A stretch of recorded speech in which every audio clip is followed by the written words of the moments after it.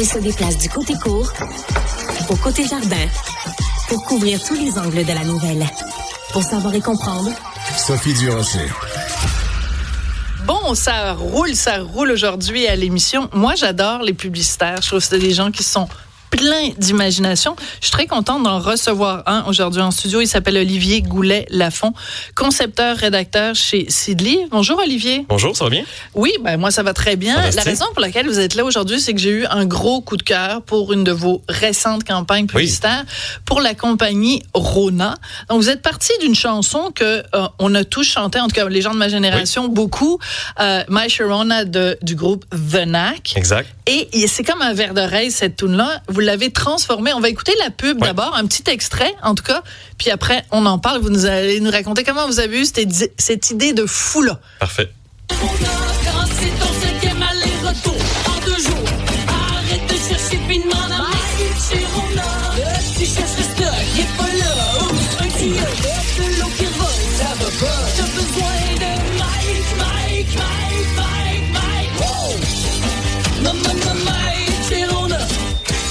OK.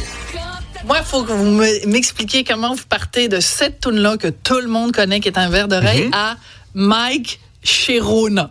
Ben, je pense que l'opportunité était sur la table depuis longtemps. On n'était pas les premiers à avoir entendu Rona dans cette tune-là. Ben oui. Mais je pense que c'était le temps, le bon moment avec nos clients de comme l'activer puis cette idée-là. Votre client Rona. Exactement.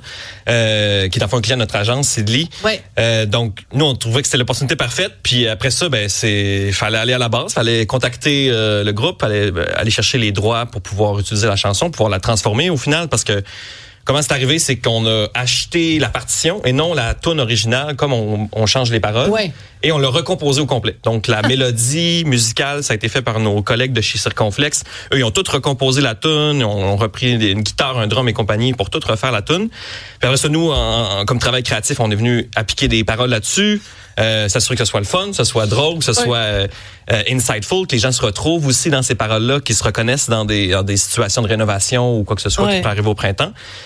Puis on fait un clip avec ça, puis ça devient, on l'espère, le hit du printemps et un bon verre d'oreille, comme t'as dit en ouverture. Je pense que on veut que les gens l'aient pogné dans la tête, puis je crois qu'on a ce qu'il faut entre les mains pour y arriver. En fait, on va vous détester en vous adorant. 100%. C'est-à-dire que c'est sûr que de toute façon, la prochaine fois qu'on va entendre, mettons, My Sharona de Nax, on va penser à Mike Sharona. Puis quand on pense, ça va être un cercle vicieux infini pendant des mois et des mois. Moi, je suis fascinée par le processus créatif. Donc, c'est sûr que vous avez cette idée-là. Votre idée, elle ne fonctionne pas si les gens du groupe de Knack refusent.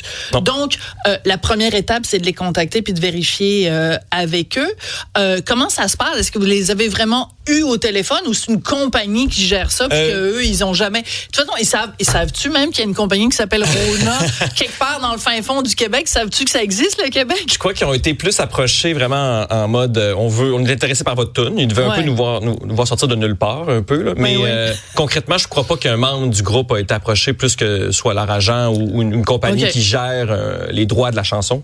Fait que nous, du moment qu'on avait ces droits-là, je crois qu'ils ont eu droit de regard sur ce que le produit est venu. Il y avait un moment où ils pouvaient le visionner. C'est-à-dire qu'il fallait pas, mettons, j'imagine qu'ils n'auraient pas donné les droits si c'était pour faire un truc, mettons, à caractère haineux 100%. Ou à caractère sexuel ou, tu sais, des affaires qui vont contre leurs valeurs, mettons. Tout à fait. Il a fallu qu'on explique... vendre des marteaux puis des planches. Voilà. Bon. Il a fallu qu'on explique nos intentions, puis...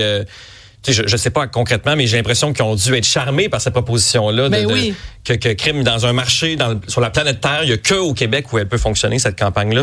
Il y a de quoi de précieux et de très fort là-dedans, surtout en pub. Là. Pour nous, c'était vraiment un insight ultra fort, un lien déjà tracé qu'on pouvait pas s'empêcher d'utiliser. Alors là, vous vous asseyez avec les créatifs. Là, c'est des gens, des filles et des gars avec des drôles de lunettes faites en Suède. Oui, c'est ça. Mal peignés, un peu les cheveux fous. Ça, c'est le look du publicitaire. Regardez, nous, on a tous les passe-droits. Je pourrais arriver habillé en clown, puis ça, c'est correct. Je suis un créatif. Oui, c'est un créatif. Alors, évidemment, on a tous l'idée, parce qu'on a tous regardé Mad Men, donc Madison Man, qui se passe dans le milieu de la publicité des années 50, 60. Mais aujourd'hui, c'est plus ça. Mais il reste quand même, ce qu'on retient de Mad Men, c'est le moment où les créatifs rencontrent le client et proposent l'idée qu'ils ont. Là, ils ont des grands cartons puis tout ça. Fait que quand vous avez proposé l'idée aux gens de chez Rona, est-ce qu'ils ont dit oui tout de suite? Est-ce qu'ils sont partis à rire? Ils ont dit vous êtes une gang de fous? Ça a été particulier comme c'était une toune déjà connue. C'est un truc qu'on avait déjà jasé avec le client. Il y a moins eu un moment ultime où là, on doit rentrer dans la salle et vendre notre salade. Il y a eu un moment. Plus ou moins. Cela dit, on est arrivé à la première présentation avec la toune écrite. On avait fait une démo de notre côté. Donc, ça a été un peu notre feu d'artifice, si on veut, de pouvoir faire aller la toune, l'entendre tout de suite. Déjà, d'avoir une impression de ce à quoi ça va avoir l'air une fois qu'on va l'avoir enregistré puis on va l'avoir composé. Donc, ils ont eu un show de boucan dès la première seconde. Puis je pense que ça les a charmés, justement. On s'est un peu battu même contre nous-mêmes d'être capable de faire mieux que notre maquette. Ça a été ça un peu le combat avec le client il aimait tellement la maquette qu'il a fallu qu'on trouve mieux puis qu'on soit capable de fabriquer quelque chose d'encore plus exceptionnel. Fait que je pense qu'on y est arrivé, puis entre autres avec les talents de chanteurs avec qui on a contribué, mais c'est ça le défi plutôt. Mais il y a toujours cet aspect-là que dans tous nos projets de pitch de vente, de devoir être devant le client, de vendre sa salade. C'est un peu le nerf de la guerre, j'oserais même dire en publicité, d'arriver à trouver une pépite, une idée qui est précieuse, qui est bonne, puis d'être capable de la conserver pour qu'elle soit aussi bonne de la ligne départ jusqu'à la ligne d'arrivée. Et ça doit être hyper frustrant. Des fois, tu as une sacrée bonne idée, puis ton client est pas assez intelligent pour le voir. Ça fait partie de la game. Puis tu le remets dans tes cartons pour le vendre à un autre client. Des fois, ou c'est un jeu d'équilibre avec le client, c'est d'arriver à négocier avec eux. Puis ça dépend aussi d'un client à l'autre. Il y a des clients que j'aime dire qui ont goûté au sang, qui ont vu un peu le fun qu'on pouvait avoir avec des campagnes qui frappent fort puis qui sont très insightful, comme je disais précédemment. Donc, souvent, une fois qu'un client a justement goûté au sang, qui a eu le goût, qui a eu le plaisir à faire une campagne publicitaire, il va être plus ouvert après ça, à la suite, à faire des idées un peu plus folles, un peu plus qui sortent de l'ordinaire. Puis on s'entend que pour qu'une pub marque puis fonctionne, ben on peut pas faire du réchauffé. Il faut arriver avec des trucs nouveaux, des trucs frais qui vont intéresser les gens, qui vont faire crème. Là, je vais être à l'écoute. C'est pas quelque chose que j'ai vu 14 fois en écoutant la télévision. C'est nouveau, c'est frais. Ça me donne le goût d'être à l'écoute puis c'est ça, d'être là. Olivier, justement, il y a des gens qui voient ce que vous avez à côté de vous, le petit carnet. Oui. Quand vous dites faut pas oublier nos idées, il faut être capable de... Est-ce que justement vous utilisez ça comme un outil précieux de noter des petites phrases, des petits moments cocasses de votre quotidien? Comment c'est votre outil dans votre quotidien? 100%. Je pense du moment qu'on est briefé sur une idée, on veut rien perdre dans nos pensées.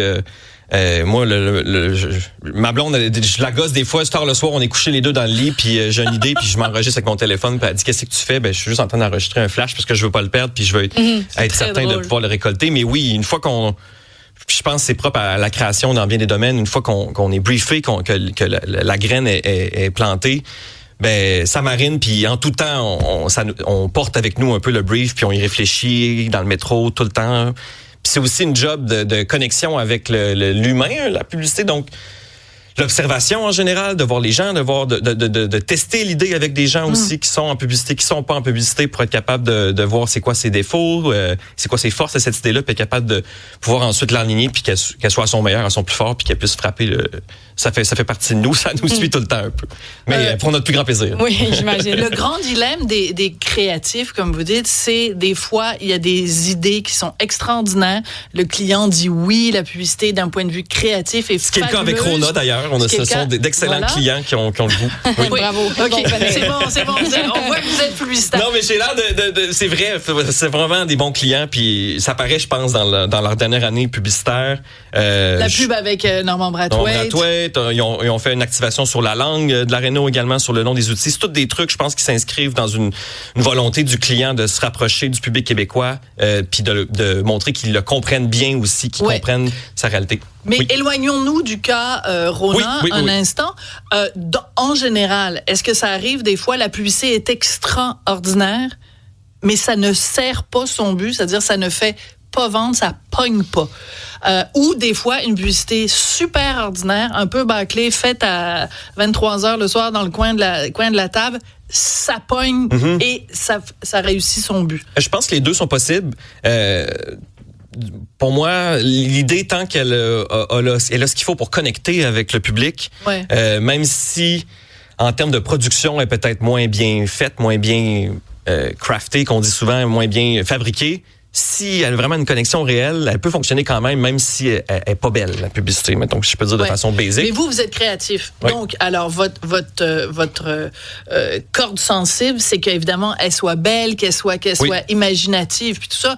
Mais en même temps, la raison pour laquelle vous arrivez à gagner votre vie à la fin du mois, c'est parce que ça vend. Si votre publicité, elle vend pas. Donc, il y a ces deux impératifs-là, l'impératif commercial et l'impératif créatif. Est-ce que c'est frustrant des fois? Ça fait partie de la job. Je pense que ça peut être frustrant parfois, mais ça reste que l'objectif reste quand même de vendre des trucs ou de vendre un comportement, parce que c'est pas que des produits. Des fois, on fait de la publicité pour des trucs comportementaux. Des trucs sociétals. Exactement. Ouais. Donc, oui, on a nos parts de frustration. J'avouerais que c'est quasiment plus frustrant de notre côté, avec les clients, des fois, de pas arriver à vendre des idées auxquelles on croit beaucoup, plus que d'arriver à la fin puis de dire mon idée géniale, elle a peut-être pas eu la portée que je voulais de façon marketing, mettons, elle a peut-être pas rapporté le nombre de dollars que moi j'espérais en tant que créatif. Mais au moins l'idée, j'en suis fier, je l'aime quand même. Donc c'est un équilibre à marcher. Je pense que les deux peuvent arriver, les deux situations peuvent se présenter. C'est sûr que pour le client, ultimement, il faut qu'il y ait un profit au bout de la ligne. Vendre des marteaux ou améliorer sa notoriété. Donc, marteler une chanson pour vendre des marteaux. Voilà. Ah, tiens, vous devriez m'engager comme créative. Des idées jeunées, là, comme ça. Elle fait des très bonnes blagues aussi. Si non, pas vraiment. Le jeu de mots est à la mode dans notre domaine, donc c'est toujours bienvenu. Elle a fait un jeu de mots avec contribuable, imagine-toi donc. C'est pas facile. Les contribuables. Ouais, plus des cons que des tribuables. Hey, merci beaucoup. Je rappelle votre nom. Olivier Goulet, Lafond, concepteur, rédacteur chez Sidley. Exact. Merci beaucoup. Merci beaucoup. Merci à vous. Merci.